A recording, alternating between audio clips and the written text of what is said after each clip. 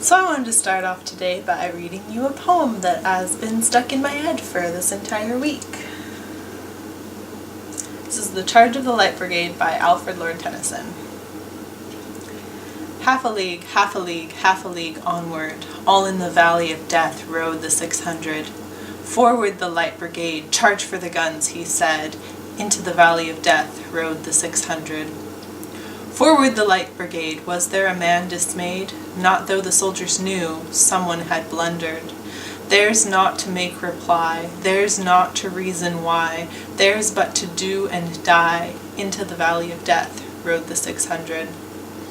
Cannon to the right of them, cannon to the left of them, cannon in front of them, volleyed and thundered, stormed at with shot and shell, boldly they rode and well, into the jaws of death, into the mouth of hell, rode the 600. Flashed all their sabres bare, flashed as they turned in air, sabering the gunners there, charging an army, while all the world wondered.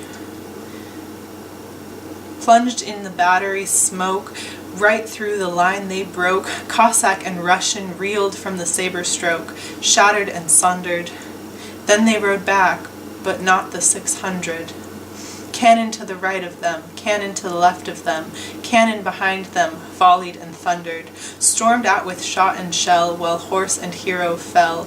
They that had fought so well came through the jaws of death, back from the mouth of hell. All that was left of them, left of the 600. When can their glory fade? Oh, the wild charge they made, all the world wondered. Honor the charge they made, honor the light brigade, noble 600.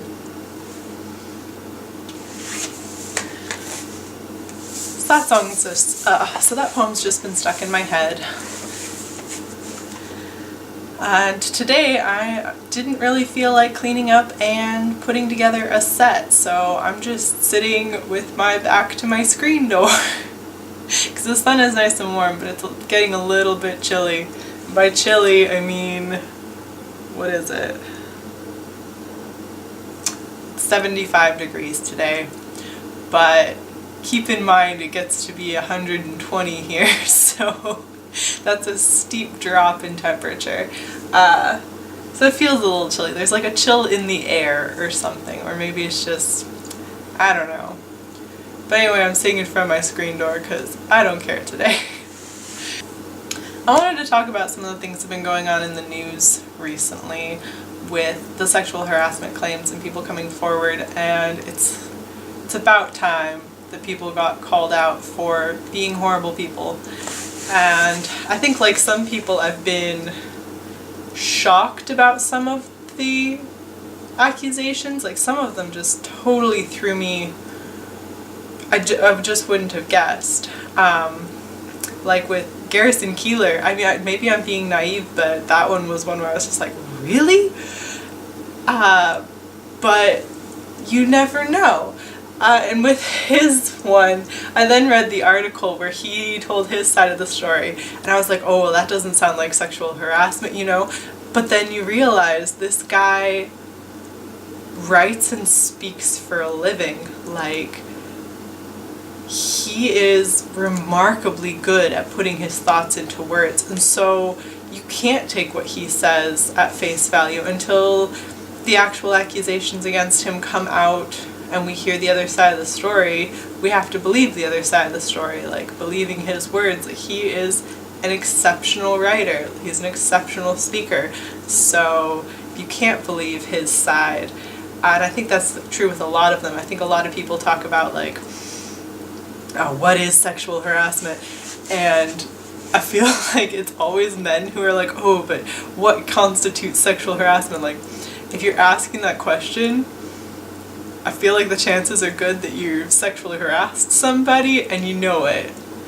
So, I mean, and these are all like workplace allegations too. Like, have some respect for your coworkers. Like, respect them as human beings. And if you're in a position of power over somebody, as many of these have been, then 100% of your advances are unwanted and sexual harassment. Like, you can't try and hit on someone when you're in a position of power over them, and even if it seems like they're responding, they aren't.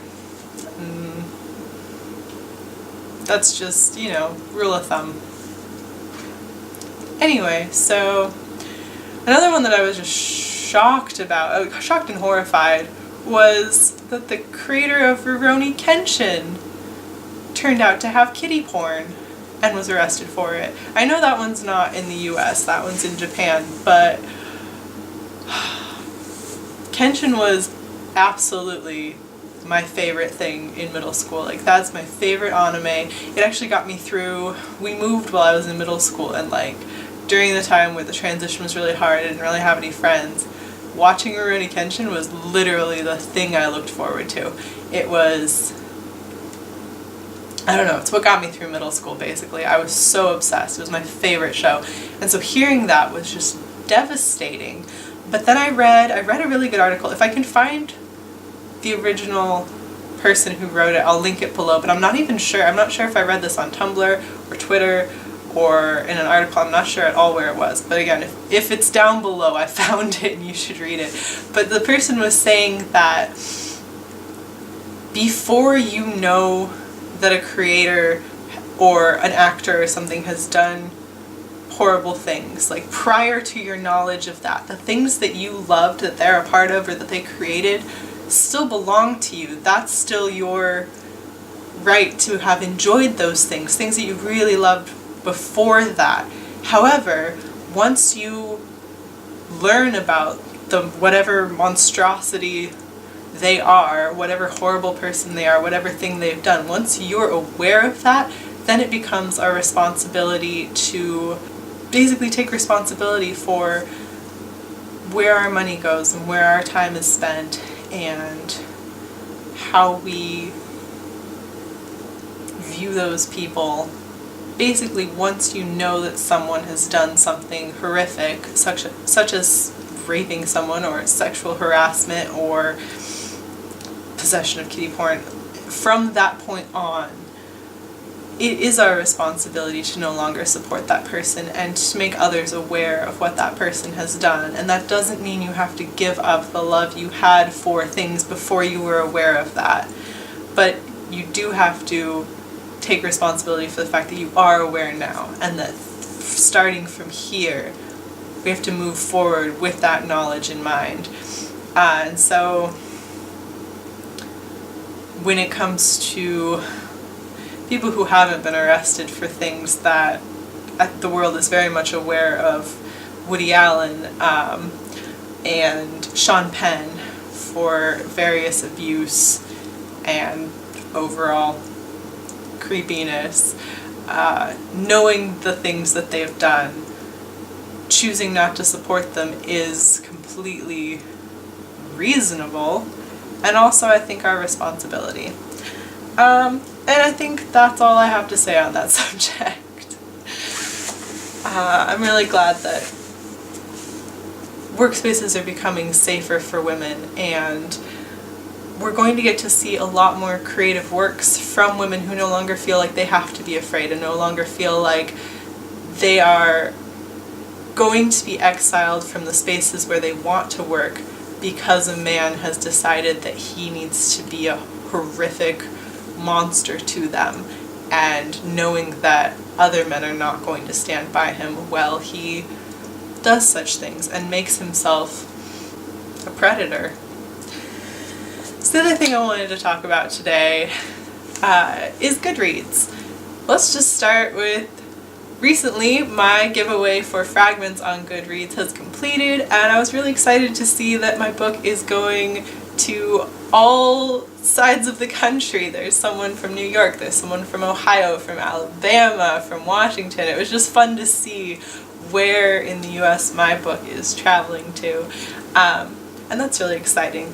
It ends up being kind of, I don't know, just really fun to see where it's going and to, you know, hope for the reviews, because that has always been the point, hasn't it? You give away your book, you hope that you get reviews in return, and that hasn't always been the case. I know some people have had really bad experiences with Goodreads where they got no reviews, but I've had some really good reviews come from giveaways in the past, so I've really enjoyed the system. I actually won a Goodreads giveaway. I'm going to be receiving a book. I'm really excited about it. It's called Steam Laundry.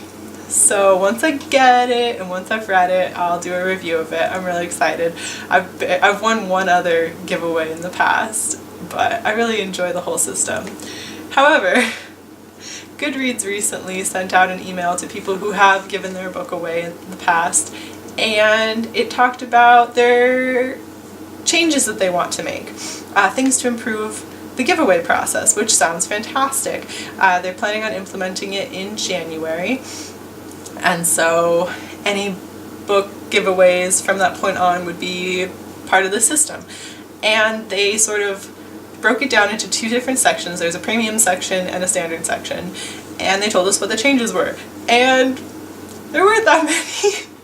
They had like 5 different bullet points, but it wasn't really big changes at all. Like the one thing that was a big change that I was sort of excited about was that they were going to offer to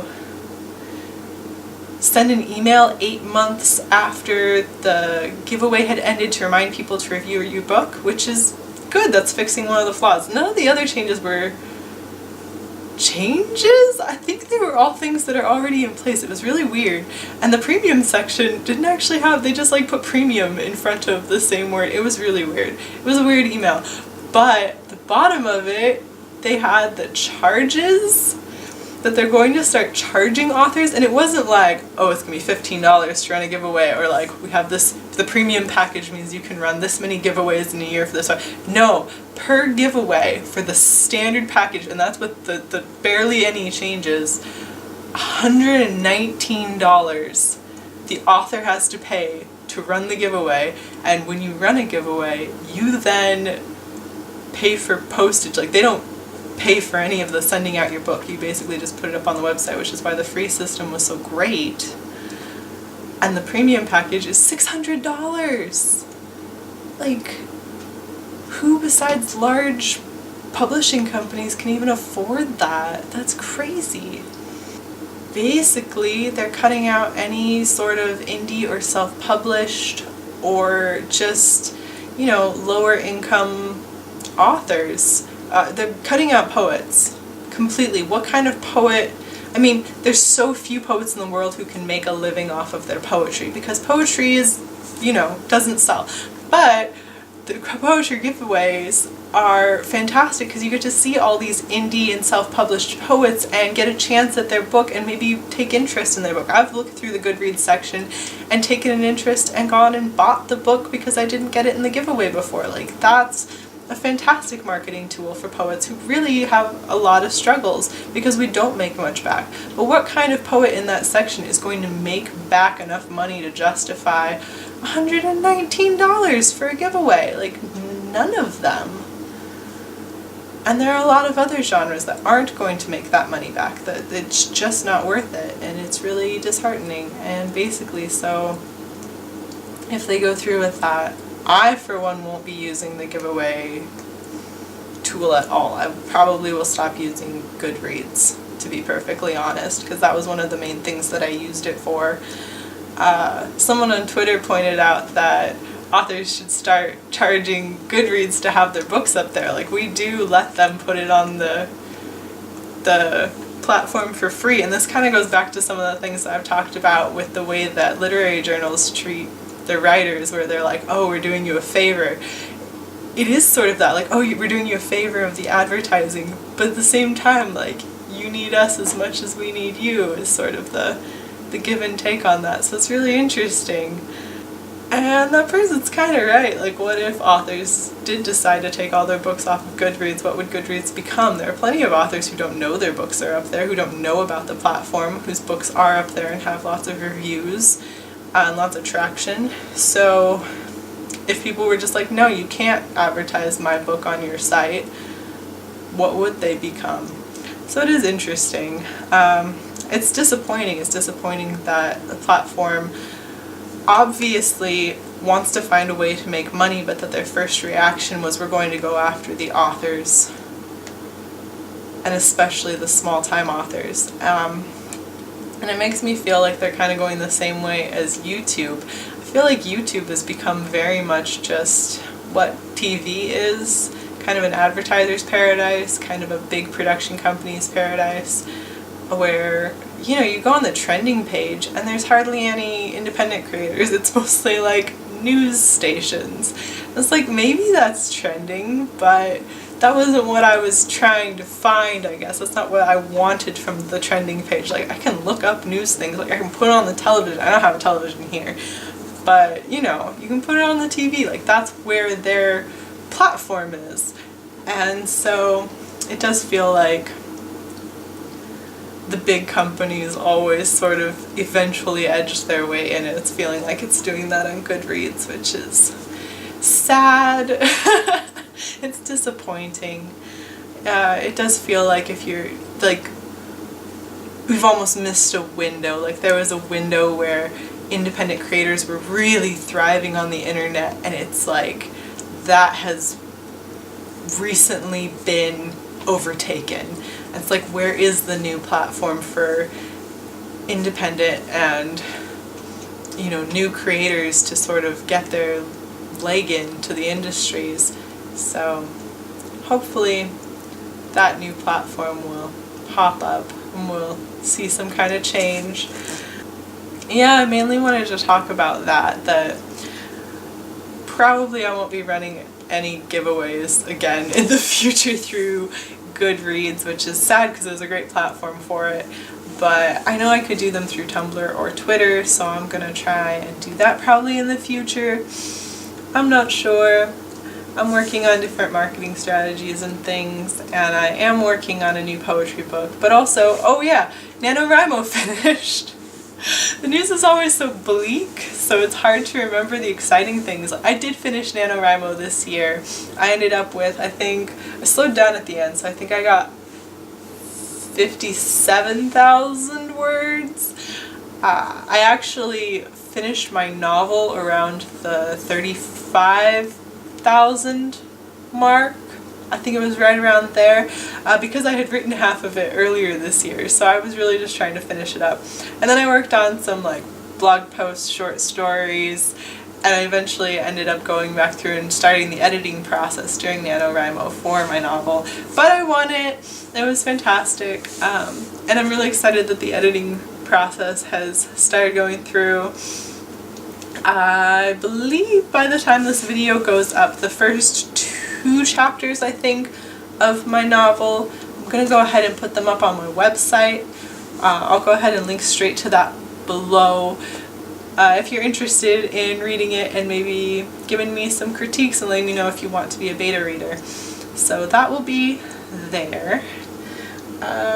Other things I'm interested in, I've been looking for some poetry podcasts. I don't know why I didn't think of this sooner, to like start listening to poetry podcasts. Right now I'm listening to the one that the Poetry Foundation puts out, but if you know any poets or independent organizations that do a bunch of podcasts that involve poetry specifically, let me know, because I'd like to listen to some more. So yeah. And I think that is going to be it for today. Sorry for being kind of negative ranty, but I wanted to just talk about some things. And I will talk to you again soon. Bye!